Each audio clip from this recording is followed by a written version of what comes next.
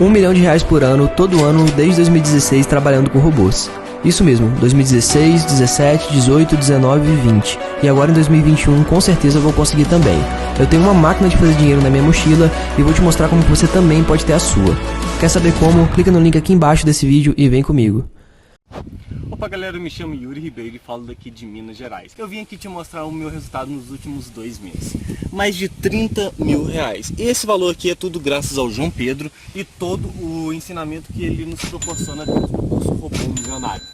Bora começar o ano de 2021 com o pé direito? Você também pode ter esses mesmos resultados. Quer saber como? Clique no link aqui embaixo e vem comigo. E falando em vendas, olha só os resultados do meu dia de hoje.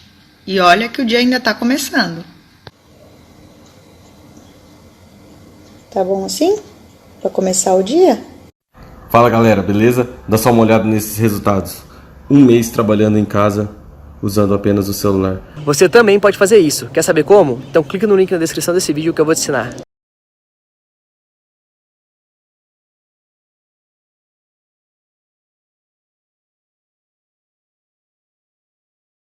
Possibilidade aos membros da comissão técnica, ao Wagner Mancini, aos jogadores do Corinthians, os roupeiros, os outros funcionários. Olha, assina aqui, o clássico termina empatado, diante da situação que o Corinthians terminou, com a qual o Corinthians terminou a semana, e analisando a situação na qual o São Paulo terminou sua semana, eu tenho certeza absoluta que todos eles perguntariam aonde eu assino. Ok, 1-1, 0-0, 2-2, 3-3, manteria-se o tabu, São Paulo continuaria sem vencer na casa corintiana e o Corinthians conseguiria um resultado que é mais do que decente, um resultado digno, um resultado de superação.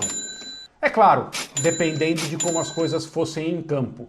E é exatamente como as coisas foram em campo que faz mudar um pouco essa leitura, porque se você está vencendo um jogo até os segundos finais e permite o empate ao seu adversário, um rival, num clássico, em um pênalti muito bem marcado e cometido por um jogador que fez uma atuação muito boa durante todo o clássico, você lamenta, né? Mesmo que você assinasse o papel na sexta-feira, eu topo um empate e não precisamos jogar, você lamenta porque você estava a caminho de uma vitória que poderia talvez ser transformadora.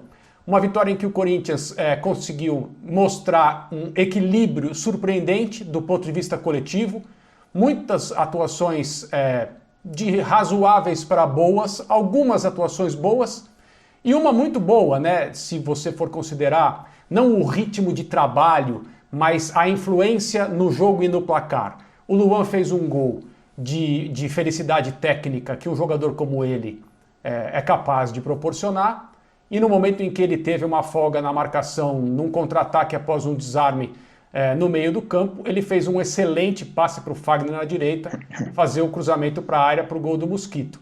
Então acho que, do ponto de vista corintiano, olhar para o clássico como ele aconteceu, ele deixa boas sensações, talvez até mais do que boas. E o São Paulo decepciona um pouco, talvez essa palavra seja forte, porque o nível de atuação não foi mantido num jogo importante. No momento em que a divulgação dos relacionados mostrou que o Daniel Alves não estava entre aqueles que participariam do jogo e a escalação do São Paulo, ainda que só pudesse ser confirmada mais ou menos 1 hora antes, poderia ser uma escalação bem balanceada para poupar determinados jogadores, tem Libertadores no meio da semana, poderíamos ter a sensação de que o São Paulo estava minimizando a importância do jogo. Mas a escalação que terminou a partida pelo time do Crespo é a escalação titular do São Paulo, considerada mais forte, excetuando, claro, os jogadores de lado de campo. O Reinaldo ficou no banco, o Daniel Alves nem estava em Itaquera. Então, o nível de atuação do São Paulo não foi o mesmo. Mas o resultado também, mesmo considerando que ele foi atingido no finalzinho do jogo, não é um resultado que frustra, justamente pelas circunstâncias. Vitor Birner, eu gostaria de saber a respeito da sua visão, a sua análise, principalmente do lado do São Paulo, já que o André Kfouri trouxe esse papel aí fantasioso, em que o elenco do Corinthians assinaria o empate. A impressão que eu tenho é que o time do São Paulo não assinaria, né? Tinha aí a esperança e a expectativa de mais uma vitória no Campeonato Paulista. Bom dia, Birner. Tudo bem, Prieto? Bom dia a você, bom dia aos colegas, aos fãs e às fãs do esporte. Eu discordo do André dessa história de que assinaria o empate. Eu acho que nenhum dos times assinariam. Acho que eu já esperava um jogo bem duro. Eu quero só rapidamente parabenizar, você pediu para falar do São Paulo, mas eu tenho que falar do Mancini ter finalmente alterado o sistema e ter feito a coisa mais lógica que havia. Se alguém quiser, depois eu posso mandar na minha rede social. A ESPN pediu que eu para gravar um vídeo sobre como deveria jogar o Corinthians e como deveria jogar o São Paulo, e eu citei exatamente esse sistema, com esses jogadores, só com o Gil, ao invés do Gemerson, né? Porque isso tem mais lógica de acordo com o elenco do Corinthians. Mas para o São Paulo, em primeiro lugar, minimizar que só os alas não estavam em campo, vou traçar isso com números reais, com dados reais.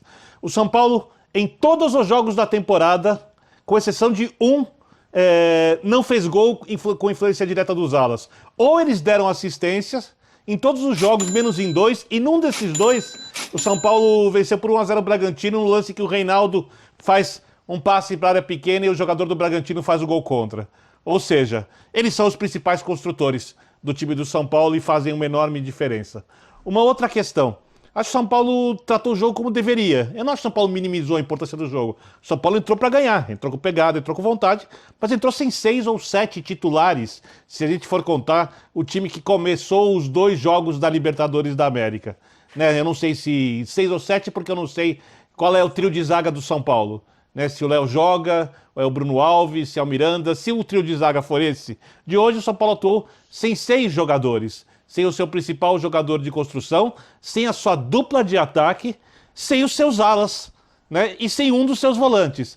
Quando você tira 2 atacantes decisivos até agora, 2 alas construtores e o seu principal jogador de construção do meio campo, o Benítez, se for pegar o time que tem atuado na Libertadores, é muito óbvia a queda de rendimento na criação. Diante de um Corinthians que teve muita pegada, que sofreu bastante no primeiro tempo porque não conseguia fazer a saída de bola, e eu queria saber quanto o Mancini treinou esse sistema, porque no segundo tempo o Corinthians conseguiu fazer essa saída de bola, né, com uma orientação ali no intervalo, o Corinthians já melhorou bastante. Acho que o São Paulo foi melhor no primeiro tempo, sem grande imposição. O Corinthians foi melhor no segundo tempo, sem grande imposição. E porque os dois fizeram, o placar de empate é justo. Só que achei que 2-2 foram gols demais para aquilo que os times produziram. Empate por 2-2, Corinthians e São Paulo, estádio do Corinthians em Itaquera. Jean Oddi, na sua visão, alguém mereceu vencer esse clássico, Jean? Bom dia.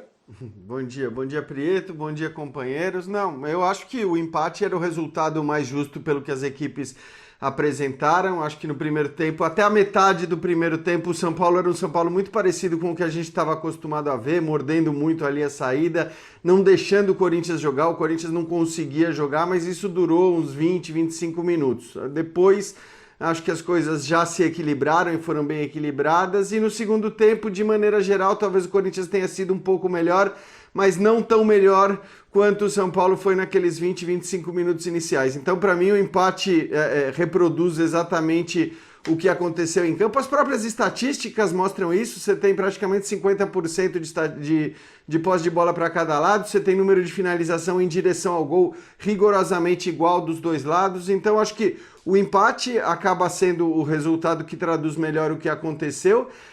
E, sinceramente, é o tipo de placar que não abala ninguém, né? Você tem aspectos aí para olhar. Bom, o Corinthians conseguiu manter o tabu, e a gente sabe que para o torcedor isso é importante, então acho que é um ponto interessante para o Corinthians.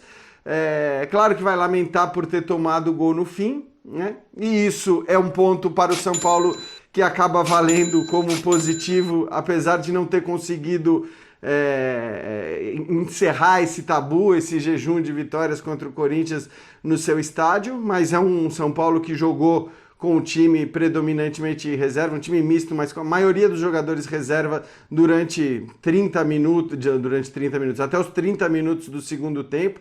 Então acho que também olhando para esse aspecto. Agora, se eu tiver que olhar para quem tira algo de melhor nesse jogo, quem tem alguma coisa boa para dizer, os dois, né, acho que não se abalam tanto, mas quem tem algo de melhor para tirar é certamente o Corinthians, né? Não só porque consegue não perder de um São Paulo que era o time que vinha melhor jogando no Campeonato Paulista, E nesse sentido eu concordo com o André, acho que o corintiano aceitaria o empate desde o começo do jogo, Claro que mas aceitaria. Principalmente porque encontra, né? E encontra esse empate com uma formação que faz sentido para o que é o Corinthians. Um Corinthians que tem uma dificuldade enorme para achar um trio de meias, né? Que é o que o Mancini vem procurando há tanto tempo, sobretudo pela ausência de caras pelos lados.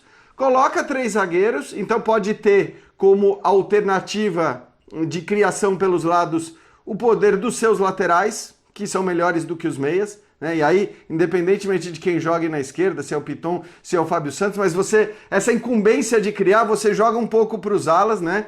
E hoje um dos gols nasce justamente do Fagner, o outro nasce pelo lado também com o lateral do Piton, mas muito mais com o passe do Ramiro. Então acho que para o Corinthians tem algo mais legal para se tirar do jogo, que é, de repente, um caminho aí, um norte para seguir a partir desse empate contra o São Paulo. Zupac, o Jean fala que tabu é uma coisa importante para o torcedor. Por que o São Paulo não consegue quebrar esse tabu no estádio do Corinthians? Vem de alguns anos aí com dificuldades, sem grandes títulos, mas começa bem com o Crespo no comando, Libertadores e também no Paulistão. Por que não conseguiu quebrar esse tabu, hein? Bom dia. Tudo bem, Prieto? Um ótimo dia para você, os companheiros e ao fã de esportes. Acho que, assim, antes do jogo, até sexta-feira, quando o André falava sobre quem ia aceitar, qual o resultado, quem assinaria para pegar por antecipação, era muito claro que a gente estava diante do maior favoritismo do São Paulo desde a inauguração da Neoquímica Arena, então Arena Corinthians, em 2014. Até então, o jogo do segundo turno do Campeonato Brasileiro do ano passado era a maior disparidade, o São Paulo líder do Diniz num ótimo momento, e o Corinthians do Mancini já em recuperação. Aquele jogo o Corinthians se defende de maneira impecável, um contra-ataque, Otero, gol, o Corinthians vence o jogo por 1-0 com merecimento. Agora o São Paulo melhorou dentro daquele parâmetro e o Corinthians está completamente perdido, não tem nenhuma direção, não sabe qual é a sua rota. Então era enorme o favoritismo. Tudo levava a crer que era a melhor chance para o São Paulo quebrar esse tabu. Mas a partir do instante que o Crespo opta por um time praticamente reserva, essa discussão ela perde um pouco essa diferença entre os times, ela perde temperatura, ela perde relevância, o favoritismo diminui. E aí o São Paulo não jogou. Pessoal, olha só, o mês nem acabou ainda e dá uma olhada nos meus resultados. Mais de 100 mil reais em vendas utilizando robôs que vendem pra mim quase no piloto automático. Se você quer saber como que eu faço isso, clica no link aqui embaixo e vem comigo que eu vou te mostrar o meu método 100% testado e 100% comprovado que eu uso para fazer vendas todos os dias pela internet usando robôs.